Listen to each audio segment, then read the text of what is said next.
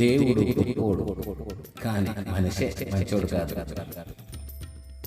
దేవుడు మన క్షేమం కోసం తన తోడు మనతో ఉండాలి అని ఏదో ఒక రూపంలో మనతోనే ఉంటాడు. ప్రతిరోజు తన ప్రేమను పంచడానికి అమ్మ రూపంలో మనతోనే ఉంటాడు.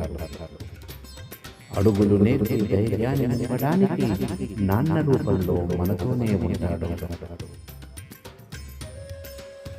అమ్మ తర్వాత మరో అమ్మగా లాలించటానికి భార్య రూపంలో మనతోనే ఉంటాడు.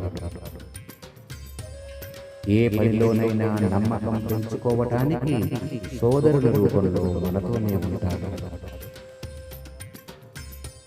అనురాగాన్ని ఆప్యాయతను పంచుకోవటానికి సోదరి రూపంలో మనతోనే ఉంటాడు.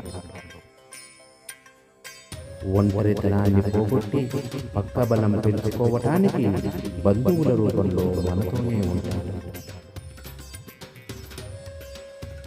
తోడుగా మేమున్నామని నమ్మకం ఏర్పరచుకోవడానికి స్నేహితుల రూపంలో మనతోనే ఉంటాడు.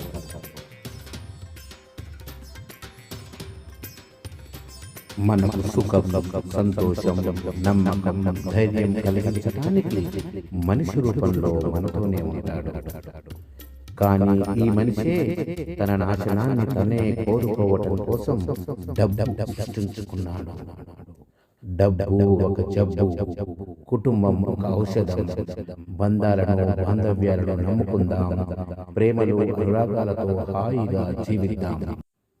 దేవుడిచ్చిన జీవితాన్ని ఆనందంగా అనుభవిద్దాం.